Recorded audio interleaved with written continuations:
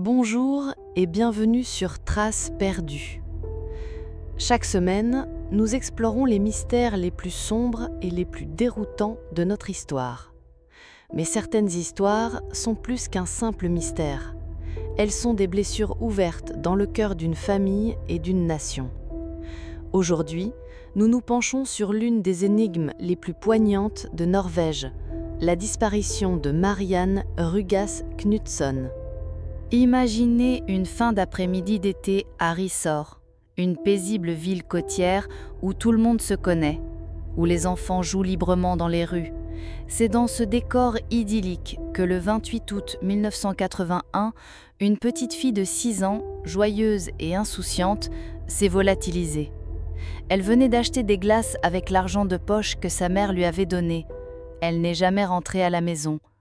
Comment une enfant peut-elle disparaître en plein jour, à quelques centaines de mètres de chez elle, sans un seul témoin ?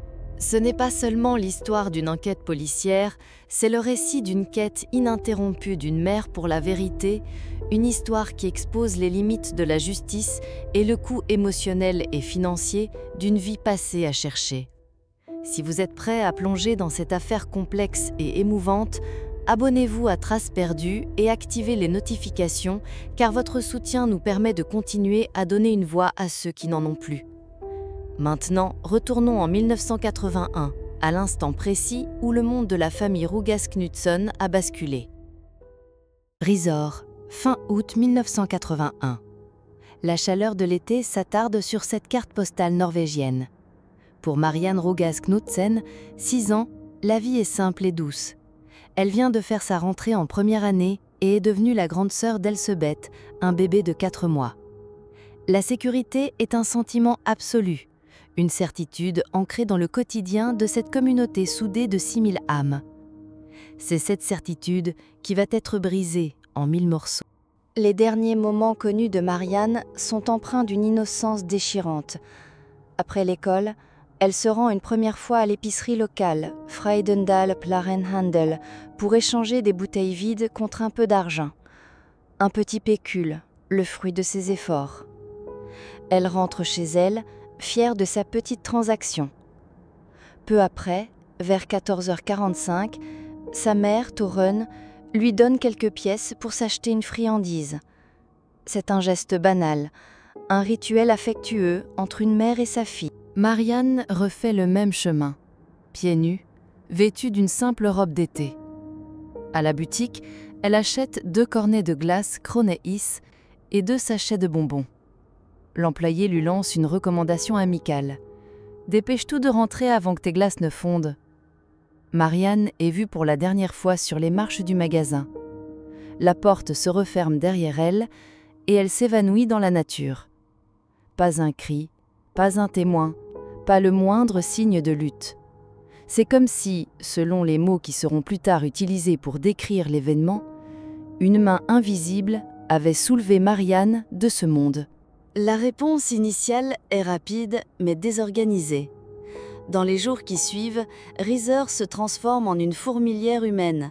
La police locale, bientôt rejointe par la Kripos, le service national d'enquête criminelle, lance une opération de recherche d'une ampleur sans précédent pour la région. 8 chiens pisteurs, des hélicoptères équipés de caméras thermiques et des centaines de volontaires civils quadrillent la zone. Chaque puits, chaque canalisation est inspectée. Le coût de cette mobilisation est énorme, mais aucune dépense n'est épargnée. Pourtant, le résultat est nul. Le 7 septembre, un peu plus d'une semaine après la disparition, les recherches organisées sont officiellement annulées. Pas une seule trace de la fillette, pas le moindre indice matériel. Ce n'est que le 1er septembre, 4 jours après la disparition, que la police commence à admettre qu'elle fait face à un acte criminel. Une déclaration tardive, un retard qui s'avérera fatal. À une époque où les protocoles d'alerte enlèvement n'existaient pas, les précieuses heures d'or, la période la plus cruciale pour recueillir des preuves et des témoignages fiables, ont été perdues. L'hypothèse initiale était que Marianne s'était simplement égarée. Cette hésitation a créé un déficit d'information que l'enquête ne comblera jamais. jetant les bases d'une affaire qui allait rester non élucidée pendant des décennies. Pour la famille, le choc est cataclysmique. Torun Rugas, alors âgée de 25 ans, doit s'occuper de son nouveau-né tout en vivant un enfer de panique et d'incertitude. La valeur d'une vie normale lui a été arrachée en un instant. L'enquête sur la disparition de Marianne est devenue une odyssée de 40 ans, un cycle frustrant d'espoir et de désillusion. Plusieurs suspects ont émergé, mais chaque piste s'est soldée par un échec, laissant la famille et les enquêteurs face à un mur de silence. En octobre 1981, l'enquête semble connaître une avancée majeure. Un homme d'une cinquantaine d'années, originaire de la ville voisine de Vegorsay, est arrêté et inculpé pour l'enlèvement de Marianne. Il devient l'unique centre d'intérêt de la police pendant 8 longs mois, maintenu en détention préventive. La police investit un temps et des ressources considérables sur cet individu. Mais malgré cette longue détention, l'accusation s'effondre. Le 22 juin 1982, il est libéré, les charges abandonnées, faute de la moindre preuve technique ou matérielle le reliant au crime. Cet épisode illustre le danger de la vision tunnel dans une enquête. En concentrant presque tout le capital investigatif sur une seule personne, qui s'est avérée innocente, la police a peut-être négligé d'autres pistes potentielles durant la première année, la plus cruciale. Nous faisons une courte pause dans ce récit tragique pour vous rappeler que des affaires comme celle de Marianne dépendent souvent de la mémoire collective et de l'attention du public. Si cette histoire vous touche, partagez cette vidéo.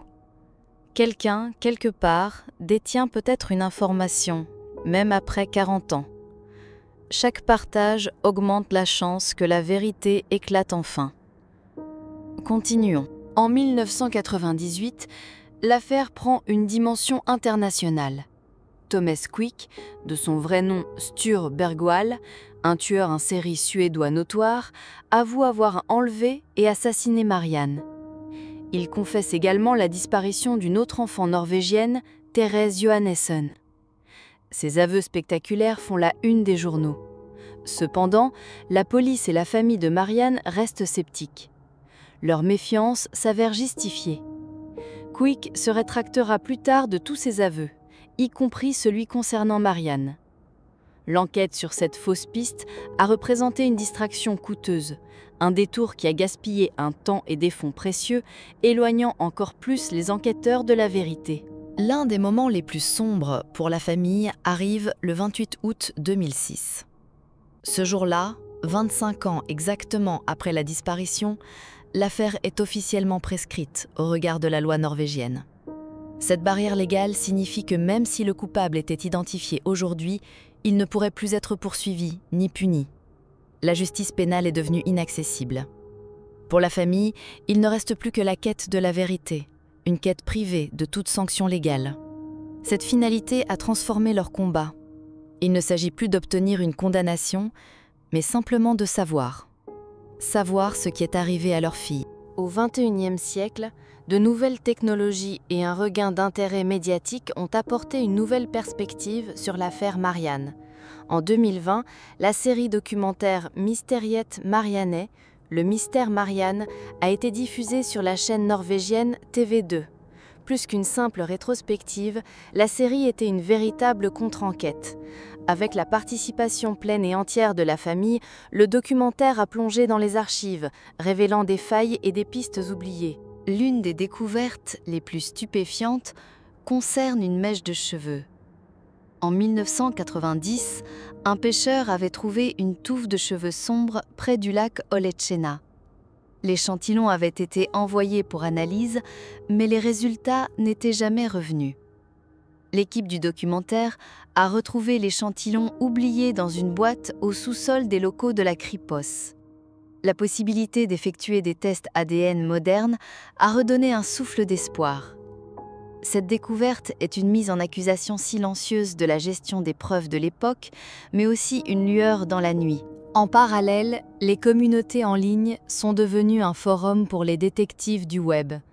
Sur des plateformes comme Reddit, Les utilisateurs se sont concentrés sur un détail simple mais puissant, les glaces disparues. Leur logique collective est arrivée à une conclusion glaçante. Une enfant de 6 ans, surprise ou enlevée de force, aurait instinctivement lâché ce qu'elle tenait. Le fait qu'aucune trace de glace fondue ou de bonbons n'ait été retrouvée sur le sol suggère fortement que Marianne n'a pas été prise par la violence. Cette déduction a donné naissance à la théorie la plus plausible. Marianne a été leurrée. Elle est probablement montée volontairement dans un véhicule, convaincue par quelqu'un qu'elle connaissait, ou du moins en qui elle avait confiance. Cette hypothèse transforme le crime. Il ne s'agit plus d'un enlèvement aléatoire et violent, mais d'un acte de trahison silencieux et insidieux commis par une personne qui connaissait la région, et peut-être même Marianne. Aujourd'hui, la quête continue. Turune Rogas, la mère de Marianne, est devenue le visage de ce combat. Elle a écrit un livre, collabore avec les médias et a même engagé des enquêteurs privés finançant leurs recherches avec ses propres fonds et des dons. En 2024, pour ce qui aurait été le 50e anniversaire de Marianne, un appel à témoins qu'elle a lancé sur Facebook est devenu viral. La flamme de l'espoir, bien que vacillante, n'est pas éteinte. « Je ne peux pas rester assise à attendre que les autres fassent quelque chose », dit-elle. Le mystère de la disparition de Marianne Rugas Knudsen est plus qu'un simple cold case. C'est une cicatrice sur l'âme de la Norvège. C'est l'histoire d'une enquête entravée par les limitations de son époque, d'une justice rendue impuissante par le temps et surtout du combat inébranlable d'une mère. La valeur de la vérité est inaccumulable et c'est cette conviction qui anime Torunn. Le coupable a peut-être échappé à la justice des hommes, mais il n'échappera jamais au poids de son secret. Et tant qu'une mère cherchera sa fille, l'histoire de Marianne ne sera jamais vraiment terminée. Merci d'avoir suivi cet épisode de Traces perdues. L'histoire de Marianne nous rappelle que derrière chaque affaire non résolue, il y a des familles brisées qui attendent des réponses. Si vous avez des informations sur cette affaire ou toute autre, n'hésitez jamais à contacter les autorités compétentes. Laissez un commentaire ci-dessous pour partager vos réflexions sur cette affaire. N'oubliez pas de vous abonner pour ne manquer aucune de nos prochaines enquêtes. Prenez soin de vous et à la prochaine fois.